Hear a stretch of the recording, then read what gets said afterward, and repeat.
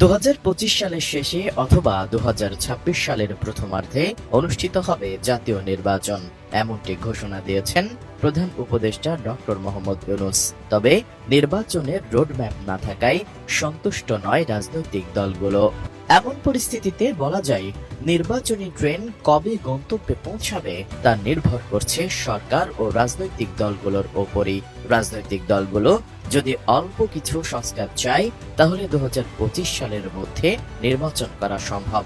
আর যদি বিস্তৃত সংস্কার করতে হয়, তাহলে আরো 6 মাস সময় লাগতে পারে, যার পুরো আয়োজনই করবে অন্তর্বর্তীকালীন সরকার। কিন্তু কিভাবে সেই প্রক্রিয়া শুরু হবে তা নিয়ে রয়েছে নানা প্রশ্ন।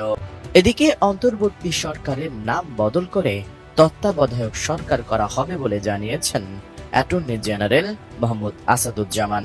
সেই সরকারের অধীনেই আগামী নির্বাচন হবে বলেও আভাস দিয়েছেন তিনি। 17 ডিসেম্বর উচ্চ আদালতে সাংবাদিকদের প্রশ্নের জবাবে অ্যাটর্নি জেনারেল একথা বলেন। এদিন নির্দলীয় তত্ত্বাবধায়ক সরকার ব্যবস্থা বিলুপ্তি সংক্রান্ত পঞ্চদশ সংশোধনী আইনের 20 ও 21 ধারা বাতিল ঘোষণা করে রায় দিয়েছেন উচ্চ আদালত। ফলে আবারও ফিরছে তত্ত্বাবধায়ক সরকার ব্যবস্থা। পরে তত্ত্বাবধায়ক ব্যবস্থার জন্য নতুন সরকার গঠন করতে হবে, নাকি অন্তর্বর্তী সরকারকেই তত্ত্বাবধায়ক সরকার করা হবে, এমন প্রশ্নের জবাবে মোহাম্মদ আসাদুজ্জামান বলেন, এই সরকার রিনেমড হবে। অন্তর্বর্তী সরকারকে তত্ত্বাবধায়ক সরকার করার প্রক্রিয়া কেমন হবে জানতে চাইলে অ্যাটর্নি জেনারেল বলেন, সেটা সুপ্রিম কোর্ট নির্ধারণ করবেন।